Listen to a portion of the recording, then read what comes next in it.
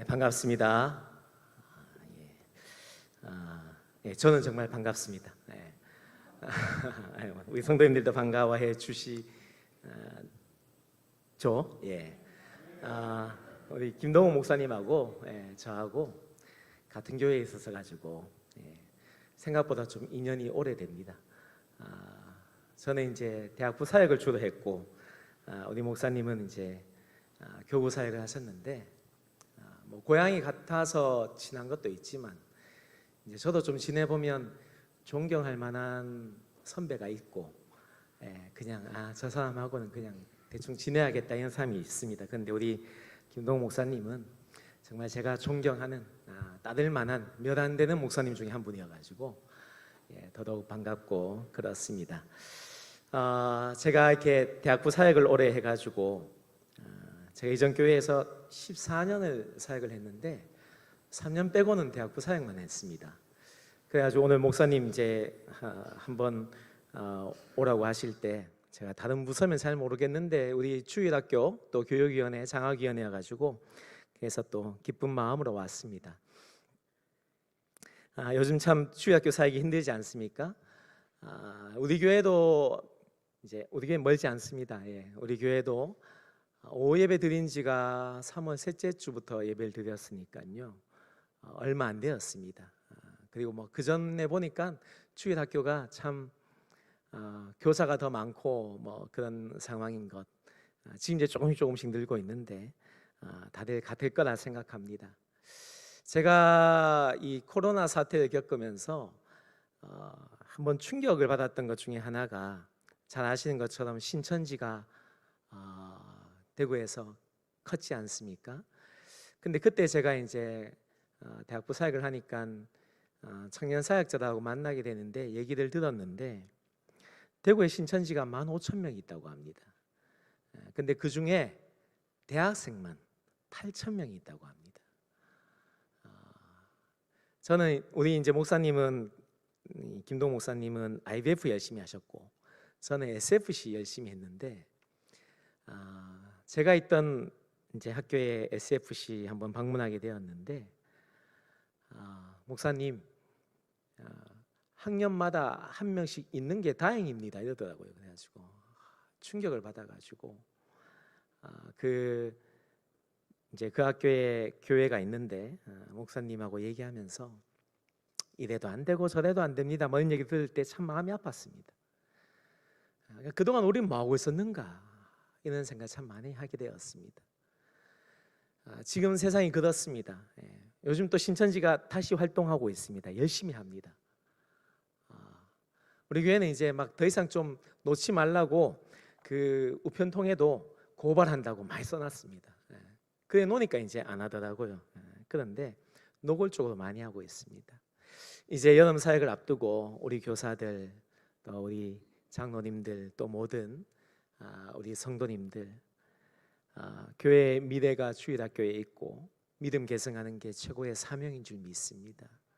위해서 기도해 주시고 아무리 상황이 어렵다 해도 정말 우리가 두려워할 것이 무엇인지를 오늘 한번 함께 하나님 말씀 앞에서 비추어서 살펴봤으면 좋겠습니다. 그날 우리 교사들 힘내시고 또 우리의 중심이 분명하면 하나님께서 반드시 은혜 주시고 부흥케 주실 줄 믿습니다. 오늘 우리가 읽은 말씀 있는데요. 오늘 말씀보다 조금 앞에 보면 8절에 이렇게 얘기합니다. 요셉을 알지 못하는 새 왕이 일어나 애굽을 다스리더니 애굽에 새 왕이 올라오게 되었는데 그 왕의 특성이 한 가지 있습니다. 요셉을 모른다라고 합니다. 요셉을 모른다. 요셉이 누구냐? 국무총리였는데 애굽을 번성케 한 중요한 사람입니다. 근데 단지 성경은 그 요셉을 모른다고 얘기하는 게 아니고 그 말 자체가 뭐냐? 요셉과 함께 하시는 하나님, 그 하나님을 알지 못하는 새 왕이 세워졌다라는 것을 말하고 있습니다. 그러니 분명히 그 새 왕과 하나님의 백성과 갈등이 생길 것을 얘기하고 있는 겁니다. 그리고 그 새 왕의 운명은 하나님을 알지 못하니 분명히 비참해질 것입니다. 그래서 오늘 본문이 먼저 보여주고 있는데요. 그래서 오늘 본문에 두 여인이 등장합니다. 시브라와 부하라고 하는 두 여인인데 산파입니다. 아마 산파가 우리 여성의 직업 중에 가장 오래되지 않았나 생각합니다. 이 두 사람은 전문직 여성이었습니다. 근데 이 두 사람이 이름이 성경에 기록되어 있습니다. 성경에 이름이 기록된다는 것은 상당한 중요한 의미를 가지고 있는데 그 중에서도 여자의 이름이 기록되어 있다는 것, 그것은 아주 특별한 경우입니다.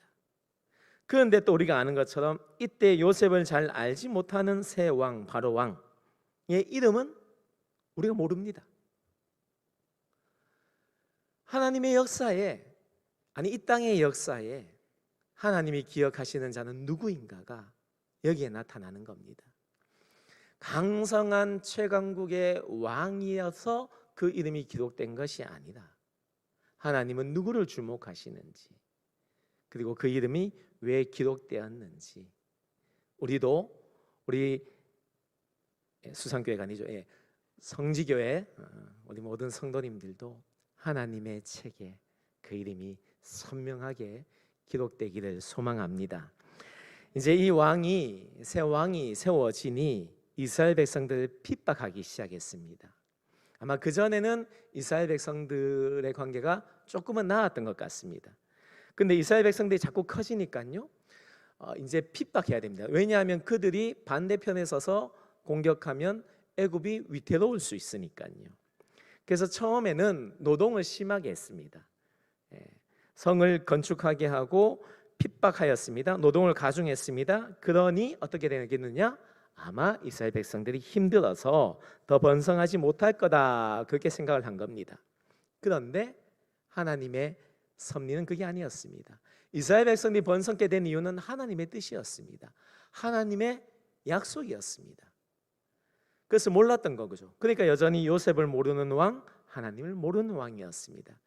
근데 거기에서 멈추면 되는데, 이제 오늘 우리가 살핀 본문처럼 이 바로 왕이 새로운 또 술수를 꾸미고 있습니다. 두 여인을 불렀습니다. 불러가지고 이스라엘 백성 중에 남자아이가 태어나면 그 자리에서 죽이라는 겁니다. 여자아이들은 놔둬도 된다는 겁니다. 왜 그렇습니까? 나중에 부려 먹으면 되니까. 그죠? 그랬는데 그 말을 듣게 된 이 두 산파의 심정이 어떠했겠습니까? 산파는 원래 뭐 하는 겁니까? 생명을 살리는 사람입니다. 그것이 자신의 직업 윤리입니다. 직업 윤리에도 반하는 것이고, 또 어떻게 됩니까? 누구를 죽여야 됩니까? 동족을 죽여야 합니다. 하나님의 자녀를 죽여야 합니다. 내 이웃의 자녀일 수 있고 내 가족의 자녀일 수 있습니다. 내 친척의 자녀일 수 있습니다. 그들을 죽이라는 겁니다. 그런데 또 그 말을 그냥 쉽게 받아들일 수 없습니다. 왜냐하면 태양의 아들, 자기가 신이라고 하는 최강국의 왕의 명령이었기 때문입니다. 아마 이 두 산파의 심정이 어떠했겠습니까? 아마 진퇴양난이었을 것입니다. 사면초가였을 것입니다. 앞으로도 못 가고 뒤로도 나오지 못하는, 집에 가는 그 발걸음이 아마 엄청나게 무거웠을 것입니다. 그리고 잠이 들려고 해도 새벽이라도 누군가 아이를 낳으려고 한다고 할 때 그것이 너무나 무서웠을 것입니다. 자, 이러한 가운데 이들은 어떠한 선택을 했을까? 아마 일반인이라면 어떻게 했겠습니까? 바로 왕의 명령을 따랐을 것입니다. 그것이 사는 길입니다. 그것이 자신의 집안을 지키는 일입니다. 만약 그 명령을 따르지 않으면 자기만 죽는 게 아닙니다. 그 집안이 멸문지화 당할 것입니다. 그런데 두 여인의 이름이 기록된 것, 오늘 이 성경에 있는 것, 왜 그렇습니까? 이들은 다른 선택을 했기 때문입니다. 세상 사람들과는 다른 선택을 했습니다. 어떻게 했습니까? 이스라엘의 자녀를 살렸습니다. 이들이 이 선택을 했기에 뒤에 보면 아는 것처럼 하나님께서 예비하신 지도자 모세가 태어날 수 있었던 것입니다. 이들이 만일 그때 바로왕의 명령을 두려워하여서 이스라엘의 남자아이들 다 죽였다면 모세의 운명도 달랐을 것입니다. 그런데 이들은 다른 선택을 했습니다. 애굽 왕의 명령을 어기고 남자아이들을 살렸습니다. 어떻게 되었을까요? 바로 애굽 왕에게 불려갔습니다. 아마 애굽 왕이 이 두 사람에게 감시자를 붙였겠죠. 그러니 아마 금방 소문이 났을 겁니다. 애굽 바로 왕의 귀에 들어갔을 것입니다. 그리고 불려가서 물었습니다. 왜 아이를 살렸느냐고 물었습니다. 그랬더니 이 여인들의 대답이 아주 놀랍습니다. 무슨 얘기입니까? 19절에 나와 있는데요, 히브리 여인과 애굽 여인이 다르다는 겁니다. 히브리 여인이 너무 건강해가지고 아이를 낳는다니까 달려갔더니 이미 다 낳았다는 겁니다. 어찌할 수가 없었다는 겁니다. 그것이 사실일까요? 그것이 진실일까요? 우리는 알 수 없습니다. 그런데 분명한 것은 또 하나님께서 이들을 축복했으니, 이스라엘 백성들을 축복했으니 더 건강해서 일찍 나왔을 수도 있을 것입니다. 또 더 중요한 것은 아마 이들의 말이 거짓이었다면 바로 왕이 그 자리에서 이 두 여인을 살려두지 않았을 것입니다. 그런데 어떻게 됩니까? 이 여인은 무사했습니다. 왜요? 그 말도 사실이었을 수도 있고, 더 중요한 것은 이 말을 하게 하신 분이 하나님이시기 때문입니다. 하나님이 주시는 지혜가 있었던 겁니다. 자신의 말이 아니었고 하나님께서 주신 지혜로 대답한 겁니다. 결국 이들은 이스라엘 백성들을 살렸습니다. 그리고 두 여인의 이름은 성경에 기록되어 있습니다. 그러면서 오늘 이 말씀이 우리에게 무엇을 말씀하는가? 우리가 진정으로 두려워해야 될 것이 무엇인가? 그것을 다시 한번 오늘 말씀 가운데, 이제 우리 여름 사역을 앞두고 우리가 무엇을 두려워하며 무엇을 진정으로 우리의 마음의 중심에 두어야 되는가를 오늘 말씀을 통해서 우리 모든 교사들, 우리 모든 성도님들 다시 한번 우리의 믿음을 점검할 수 있기를 간절히 소망합니다. 이를 위해서 이제 두 가지만 기억하셨으면 좋겠습니다. 저는 두 가지밖에 안 하는데요, 세 가지 하니까 기억을 못 하셔가지고 한 가지 줄였습니다. 첫째로 기억해야 될 것은 하나님께서는 누구를 쓰시는가? 바로 약한 자를 쓰신다는 겁니다. 겸손한 자를 사용하신다는 겁니다. 세계 최강국 이 애굽의 바로 왕, 이들이 이스라엘의 미래를 죽이려고 했습니다. 그랬을 때 하나님께서 세운 사람이 누구냐? 그 태양의 신, 자기가 신이라고 하는 태양의 아들이라고 하는 세계 최강국의 절대 권력자 앞에 맞서게 하는 자 하나님이 누구였느냐 했더니 바로 하나님께서 세운 사람은 여인이었다는 겁니다. 남자도 아니었습니다.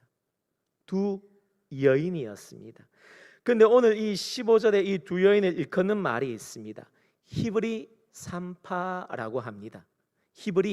히브리라는 말은 저쪽 너머 이런 뜻이 있습니다. 건너편에 이런 뜻이 있습니다. 무슨 얘기냐 하면 애굽에서 봤을 때 이 유프라테스 강 건너편 하란에서 온 사람들, 그 아브라함 후손을 가리키는 말입니다. 그러니 자기들 입장에서는 저쪽에서 온 사람들 이렇게 되는 겁니다. 본토인이 아니라는 겁니다. 이방인이라는 겁니다. 그런데 또 이 히브리라는 말은 애굽 그 시대에는 바로 사회 계층을 가리키는 말입니다. 무슨 말이냐? 노예들, 비천한 자들, 그들을 의미하는 말이 히브리였습니다. 그때는 애굽이 철저하게 깔보는 사람이었습니다. 더군다나 또 뭡니까? 당시에는 사람의 수도 들어가지 않는 여인이었습니다. 그 여인을 하나님께서 애굽 왕에게 맞서게 하신 겁니다. 이 두 여인만이 아닙니다. 뒤에도 보면요, 이 이스라엘을 구원할 지도자 모세를 지켜낸 사람이 누구입니까? 어머니 요게벳 씨였습니다. 또 나일강에 그 갈대 상자 모세를 태워서 띄웠을 때 그 갈대 상자를 쫓아가며 자기 동생을 지켜낸 자도 그 누이였습니다. 히브리 여인들이었습니다. 교회의 역사에는, 하나님의 역사에는 많은 여인들이 나옵니다. 우리 어머니들, 권사님들, 집사님들 힘내시기 바랍니다. 하나님의 역사에는 늘 여인들이 쓰임 받습니다. 또 이렇다고 해서 장로님들 그냥 계시면 안 되고, 다 같이 더 귀하게 쓰임 받으시면 좋겠고요. 이 모세라고 하는 민족의 지도자가 세워질 때까지 하나님께서는 여인을 세우셨다는 겁니다. 가장 힘센 자에게 가장 연약한 자를 세우고 맞서게 하셨습니다. 그런데 그것은 기독교의 역사입니다. 하나님께서는 늘 약한 자를 쓰십니다. 절대로 강한 사람 쓰지 않습니다.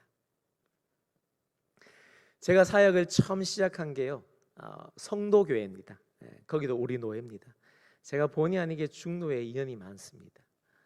저희 교회도 다음 주에 이제 재직 헌신 예배를 하는데, 헌신 예배를 2년 반 만에 하는데 계속해서 이제 노홍규 목사님 모시려고 했는데 이번에는 오셔야 된다고 제가 말씀을 드렸습니다. 제가 목회자로 첫 단임 목사님이신데요. 제가 왜 거기에서 시작했느냐? 저는 제가 대단한 사람인 줄 알았습니다. 신대원에 가면은 큰 교회에서 막 불러갈 줄 알았습니다. 그런데 하나님께서 내는 교회마다 다 떨어뜨리시더라고요. 그래서 성도교회가 이렇게 얘기하면 이상한 교회는 아니고, 거기도 좋은 교회인데 한 20군데 떨어지고 나니까 하나님 보내주신 대로 가겠습니다 했는데 노홍규 목사님 연락을 받은 겁니다. 그때 노 목사님도 오신 지 얼마 안 됐고, 그래서 거기서 사역을 했습니다. 근데 거기서 낮아질 대로 낮아지고 나니까 그 한 해가 지나고 하나님께서 사랑의 교회도 불러주시더라고요. 제가 생각해 보면 그 과정이 없었으면 저는 거기 못 갔을 겁니다. 하나님의 역사는 약한 자를 씁니다. 바울을 보십시오. 그는 누구보다도 최고의 학벌을 가지고 있었지만, 하지만 그것을 다 포기하게 하시고 내려놓게 하시고 배설물로 여길 때 하나님께서 그를 사용하신 겁니다. 고린도후서 12장 10절 제가 읽겠습니다. 그러므로 내가 그리스도를 위하여 약한 것들과 능욕과 궁핍과 박해와 공고를 기뻐하노니 이는 내가 약한 그때에 강함이라. 우리 성도님들, 내가 뭘 할 수 있겠나? 우리가 뭘 할 수 있겠나 할 때 그때부터 하나님이 역사하는 겁니다. 하나님만 의지하니까요. 하나님만 바라보니까요. 근데 우리 정도면 할 수 있지 이렇게 생각하면 그때부터는 하나님의 역사와 상관없는 겁니다. 하나님의 역사는 절대로 가진 자, 교만한 자, 그들의 역사가 아닙니다. 그 자랑하는 것도 바람 불면 한순간에 날아갑니다. 내가 의지하고 자랑했던 것 다 비워놓아야 하나님께 쓰임받을 수 있습니다. 왜요? 우리 하나님만 사랑하니까, 우리 하나님만 의지하니까. 하나님께서 왜 두 여인을 택하셨는가? 가장 연약하기에, 오로지 하나님만 바라볼 수 있기에. 그래서 우리 성지교회 모든 성도님들, 교사들, 이번 여름 사역을 앞두고 하나님만 바라보시기 바랍니다. 하나님께만 엎드리시기 바랍니다. 그러할 때 하나님께 쓰임받고 하나님 주시는 힘으로 능히 잘 감당하시기를 축복드립니다. 둘째로 우리가 기억해야 될 것은요, 축복은 하나님을 두려워할 때 시작된다라는 겁니다. 하나님을 두려워하는 자에게 하나님께서는 축복을 주신다라는 겁니다. 십브라와 부아, 이 두 여인이 다른 사람들과 달랐던 것 무엇이 있는가? 한 가지 있습니다.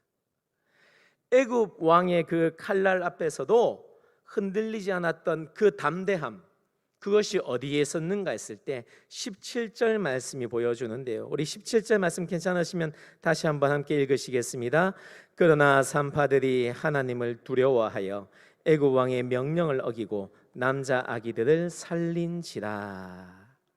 누구를 두려워했다고 합니까? 바로 왕이 아니었습니다. 하나님을 두려워했습니다. 하나님을 두려워했습니다. 이들은 하나님을 진정으로 경외하는 자들이었습니다. 경외한다는 것, 공경한다는 것은 다른 말로 하면 딱 하나입니다. 두려워하는 겁니다. 두려워하는 겁니다. 두려워하지 않고서 내가 경외한다, 공경한다, 거짓말입니다. 이 두 여인들 사실은 하나님을 잘 모릅니다. 400년 동안 하나님과 이스라엘 민족은 단절되어 있었습니다. 하지만 부모로부터, 조상으로부터 들었던 얘기가 있습니다. 하나님께서 한 사람을 택해서, 그리고 그 보잘것없는 사람을 축복하실 때 지금과 같이 200만 명, 300만 명이 넘는 큰 민족을 이루게 하신 분이 하나님이시라는 것, 그 말씀이 그들의 심령에 새겨져 있었던 겁니다. 그 하나님이 이 땅의 주관자시라는 것, 애굽 왕의 명령이 아무리 무섭다 하더라도 그래도 이들보다 더 두려워해야 될 것은 하나님뿐이라는 것을 이들은 알았던 것입니다. 거기에서 신앙이 시작되고 거기에서 축복이 시작되는 것입니다. 하나님이 지켜보시는데 어떻게 하나님의 자녀를 죽일 수 있는가? 죽일 수 없었던 것입니다.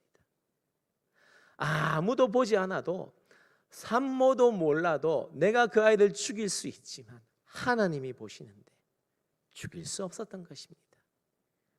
그리고 이들의 선택이 옳았다는 것 곧 드러납니다.